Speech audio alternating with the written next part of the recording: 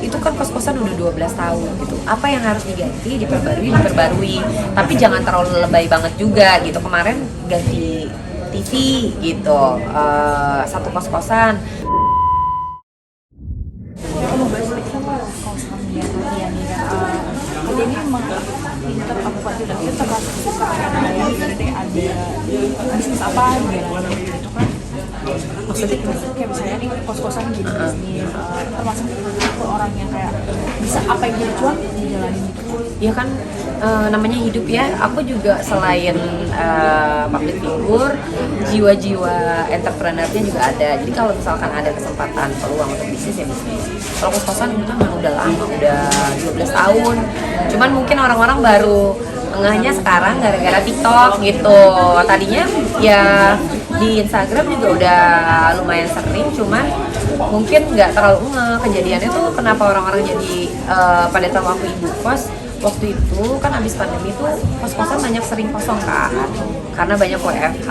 Jadi aku bantuin aja promo gitu di media sosial aku pas waktu itu baru main TikTok. Ya udah pasti TikTok ternyata FYP banyak yang manggil ibu kos. Ya udah lama-lama jadi kayak ya udahlah kegiatan-kegiatan sehari-harinya ya kegiatan sehari-hari aku kalau di luar dunia syuting kan bebersih gitu-gitu kan ya udah dibikin konten jadi ibu kos.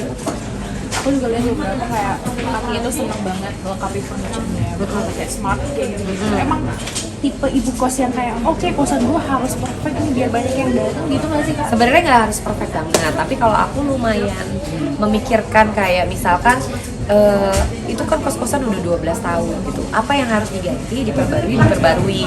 Tapi jangan terlalu lebay banget juga gitu. Kemarin ganti TV gitu, satu kos-kosan. Karena memang TV yang lamanya udah 12 tahun, jadi memang udah perlu diganti ya kayak gitu. Terus nanti mungkin ganti apa pelan-pelan gitu. Kalau ada rezeki kita harus ganti. Karena kalau misalkan enggak, kos-kosannya tuh yang baru-baru kan banyak pada bagus-bagus gitu. Apa yang membuat orang betah di kos-kosan kita? Yang pertama selain daerahnya strategis itu harus nyaman, bersih gitu. Barang-barangnya juga nggak rusak-rusakan. Katanya tipe yang memantau kah setiap hari? Apa setiap hari setiap waktu memantau? Karena kan tadi bilangnya persaingan kos-kosan ya. Iya. Terus yang memantau. Mantau dong. Kalau nggak dipantau kan nggak bisa dilepas juga kayak satpam harus dicek juga, terus udah gitu kayak pegawai di sana harus dicek juga, terus udah gitu juga anak kos juga kan nggak semuanya 3 tahun mereka tinggal 3 tahun, rata-rata kan anak kos itu kan pindah-pindah gitu, jadi kayak anak-anak kos baru kadang suka nggak tahu juga sih ini anak kos yang mana ya gitu, karena kan suka ganti-ganti juga kan, jadi harus wajib datang ke sana gitu. Ini boleh diceritain gak sih kejadian unik seorang tiga gitu kan menjadi ibu kos? Ada nggak sih mungkin anak kosnya yang bawel atau mungkin nunggak? Kalau kita lihat cerita-cerita ibu kos yang lain itu kan pada lucu-lucu tuh kan? Itu sih alhamdulillah ya, karena kita ada tim lagi kali ya kalau untuk bayar apa segala macam. Ya paling kalau anak-anak kos nggak bisa dilepas total ya, ada yang nanti air panas gasnya habis, yang gitu-gitu kan kita harus cepet kan. Jadi ya kalau dibilang pasif income, benar-benar pasif income banget ya nggak juga, kita juga ada kayak wifi harus dicek juga gitu, kayak gitu-gitu sih. Menarik nggak sih kak untuk bangun kos-kosan lagi yang gede ekspansi gitu?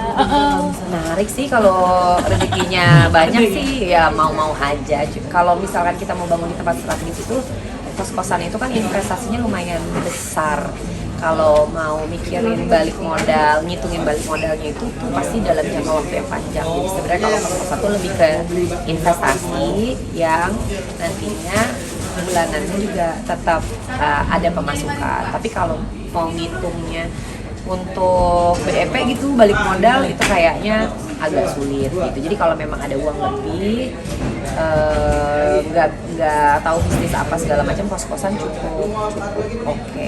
Jadi aku mau nanya nih, ada nggak sih satu momen gitu ya kan? Karena kan kita kan nggak tahu ya anak kos itu kelakuannya gimana. Yang tadi nyebutnya TV rusak diganti, furniture ini diganti. Tapi kayak mereka mungkin kan ada anak kosan yang rusakin kabur atau enggak gitu. Karena kan ada deposit. Jadi kalau di kos-kosan aku ada deposit. Deposit itu fungsinya untuk kalau misalkan tiba-tiba anak kosnya ngilang, belum bayar kosan, berarti dibayarnya dari situ. Atau kalau ada barang-barang yang rusak pada saat dia keluar, berarti dipotong dari situ. Jadi ada deposit. Cuma Kak mau bahas sedikit soal cuaca yang lagi buruk akhir-akhir ini kan bikin sebagai ibu itu khawatir nggak sih kan kondisinya? Khawatir banget. Kemarin sempat aku pikir mendung, ternyata nggak mendung ya, seharian nggak ada hujan-hujan. Itu kayak polusinya tuh kencang banget.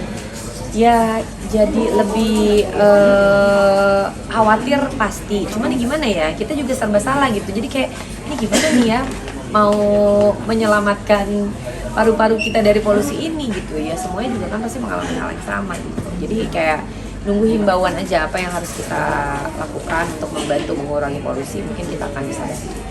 Tapi kakak sendiri gitu sebagai ibu jadi melarang anak gak sih untuk keluar, Iya, membatasi mereka pergi pergi. Kalau keluar jangan dulu lah.